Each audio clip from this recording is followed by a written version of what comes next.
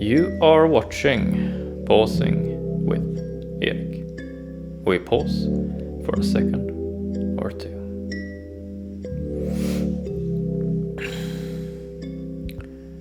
How do we keep life coherent when so much is changing?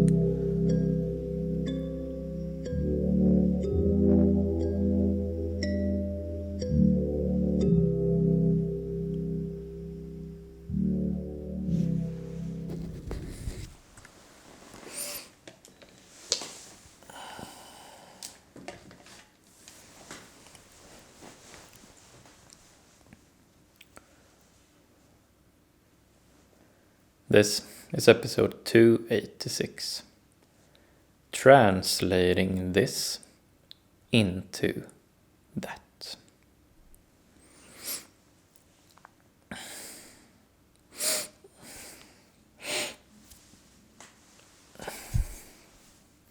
Today we are talking about this wood cube. Fog.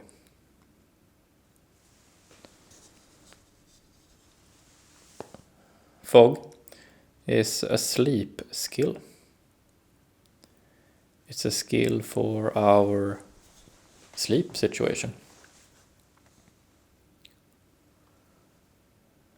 Our sleep situation is everything that is about falling asleep, sleeping and dreaming, and waking up. These three.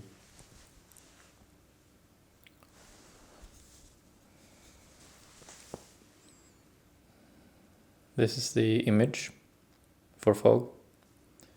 It just says fog again, but this time it looks foggy.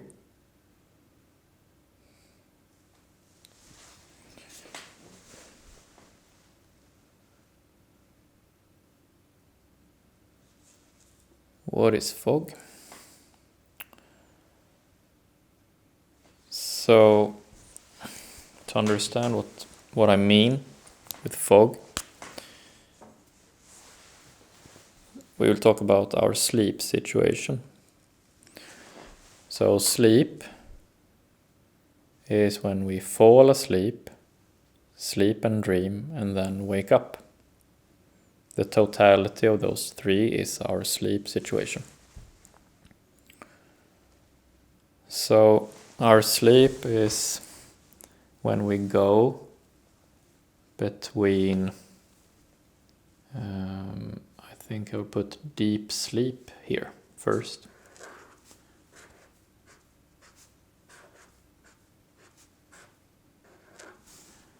Deep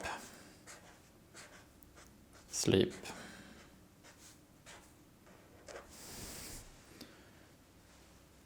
When we go between deep sleep and what we may call, let's call it wide awake. Wide awake.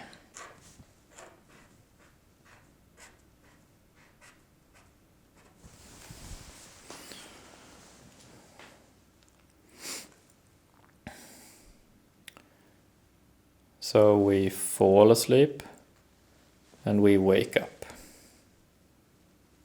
We fall asleep and we wake up.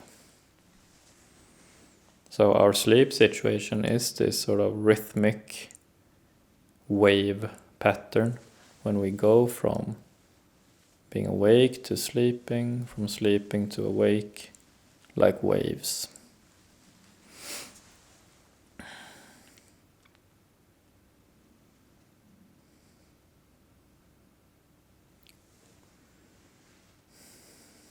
And these two sort of states of mind, deep sleep and wide awake, they have one thing in common. They seem like two very different things, but on an experiential level, for us as people, they have one thing in common. And that is that when we are in deep sleep and when we are wide awake, life feels straightforward. It's very easy. It's very easy to be in deep sleep for us. And it's very easy to be wide awake. It feels just straightforward to be wide awake. And it feels straightforward to be in deep sleep. It's not something we need to, it's not that troubling to be in deep sleep or being wide awake. They are just simple, easy. So they are like two easy end states, we might call them.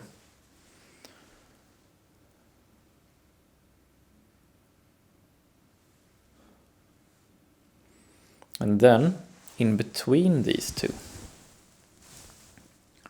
let's do like an area here.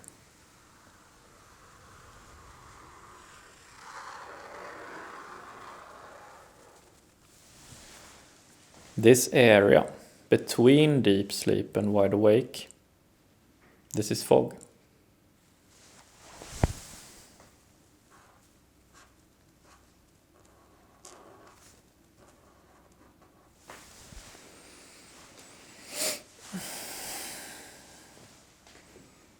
So this sort of intermediary state between deep sleep and wide awake, throughout history, different cultures have called it different things. But here, in a pausing context, we call it fog.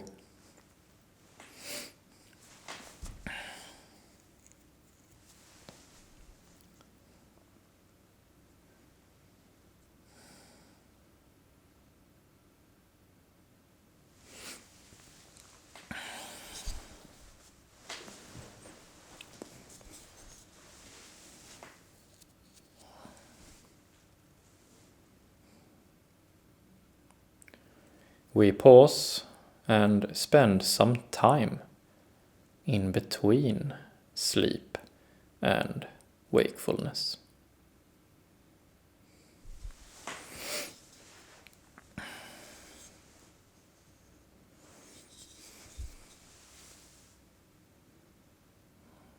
Fog is how we translate this into that.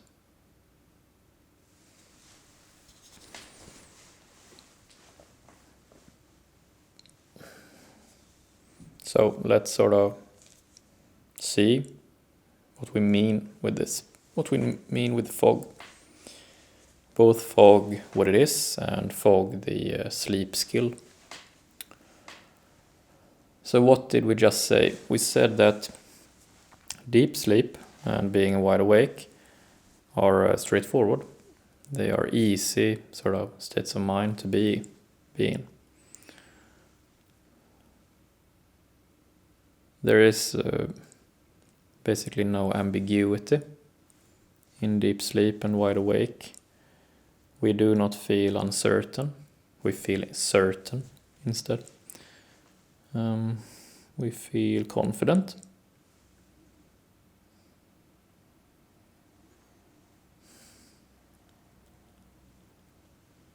So oftentimes we want to, when we wake up, we want to quickly go from deep sleep to being wide awake. We want to wake up like that.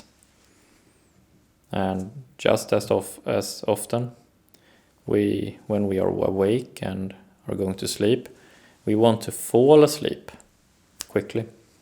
We want to, soon as our head hits the pillow, we want to just fall asleep like that. So often our ideal is to go between one straightforward state of mind to another straightforward state of mind, with no ambiguity in between. That is often our contemporary ideal as a culture or as cultures.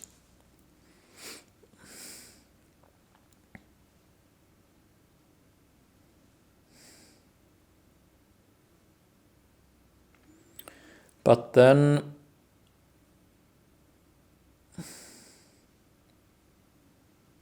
could it be that we lose out on things when we only want to go from one straightforward state of mind to another quickly and sort of skip over fog? What do we lose out on? Is fog actually good for anything?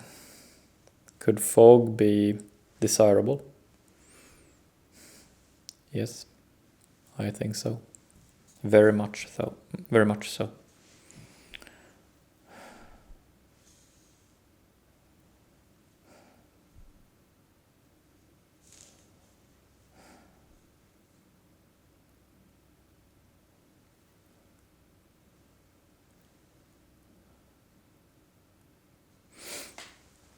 So here we say two things. We pause and spend some time in between sleep and wakefulness. So we say, for one thing, we say spend time.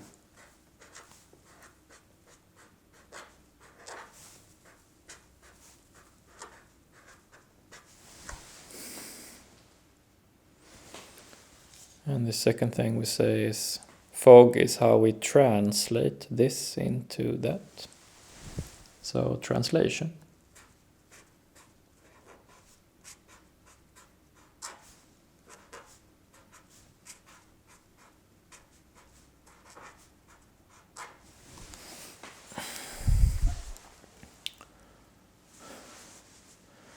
So let me make one claim and see if you agree with me or not. I would say that there is a lot of translation in life, right? We are different people. We do different things. And if we want to sort of understand things, we need to make translations. For example, if I make some sort of hand sign now, what is the name of this hand sign? You can just think in your head. Right there you're making a translation from body language to verbal language in your head. That's a translation. And all different kinds of translations in life go via fog.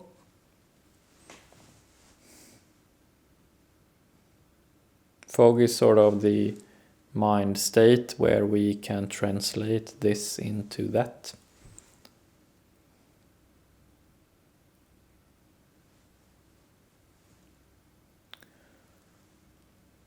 So if we do not make a skill out of specific skill fog, sleep skill fog, then the translation in life will sort of be done for us. We will not be very good to do it ourselves. But if we want to make the translations in life ourselves, then we need to practice sleep skill fog.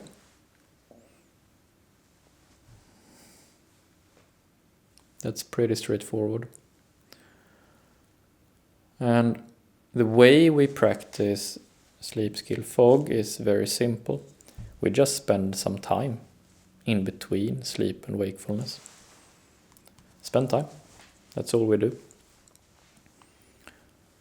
The more time we spend with something, the more adept we grow at just, understanding it intuitively. So if we spend time in fog, we will be able to make translations.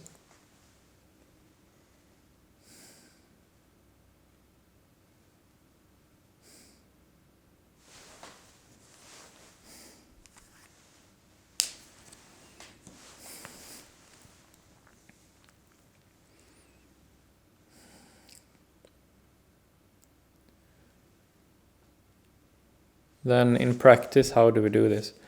So every time we go to sleep or lie down in our bed,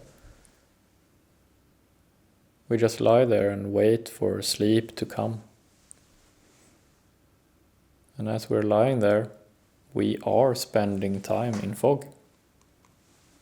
As we are lying there, we get all these thoughts and images and sentiments and events going on, fantasies. And just spending time with all that stuff will develop our sense of translation, our ability to translate this into that, to understand how things are sort of connected and placed in relation to each other. Just lying there, spending time in fog. So that would be this sort of direction, from being awake to sleeping.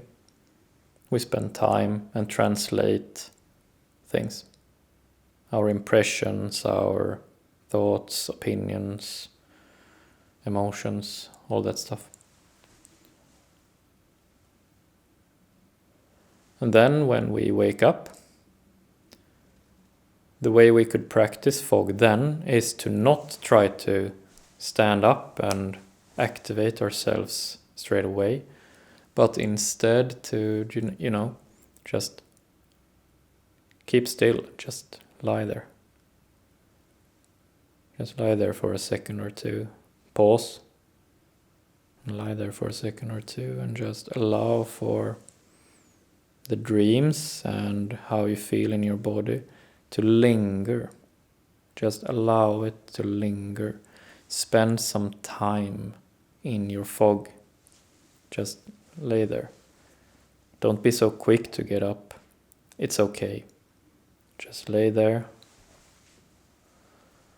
Allow for your dreams to affect you.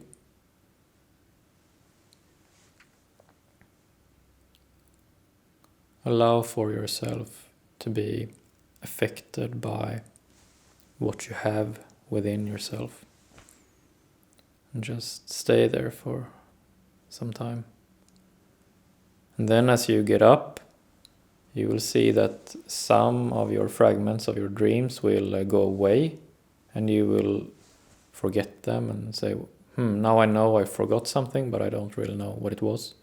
And some images and sort of feelings in your body will linger longer, perhaps stay with you for all your day, sometimes.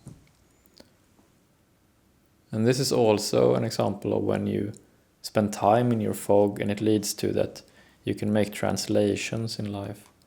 You can translate your inner state to your outer surroundings, and you can translate your outer surroundings to your inner state. So with fog, with spending time in fog, connecting deep sleep and wide awake, our inside and outside gets this nice flow going.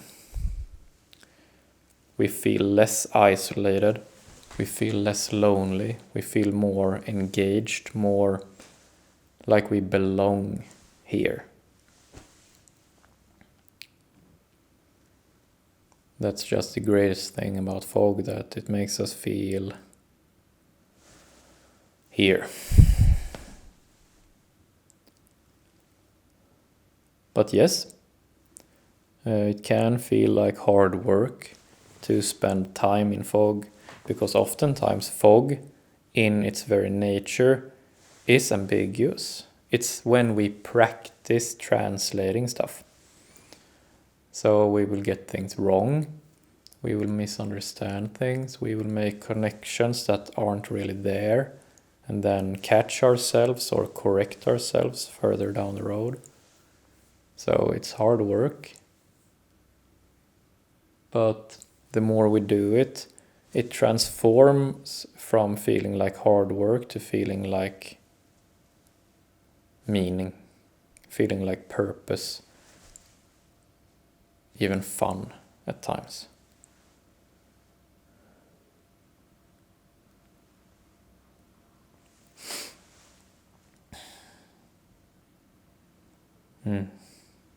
And also, as we grow more comfortable in fog, deep sleep and wide awake will get this sort of more valuable character to them, more valuable quality. We will appreciate both deep sleep and wide awake more as we spend time in fog. They sort of lift each other up. So if you want better sleep, and if you want to have a better time being awake, you should practice fog. Very few people tell you this, but it's the truth.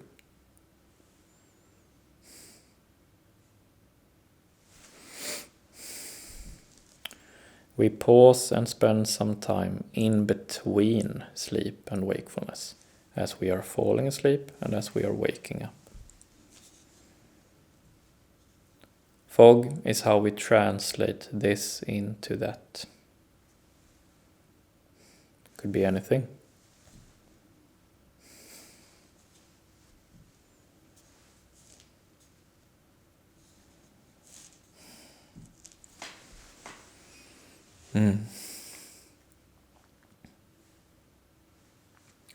That's it for today. Thank you.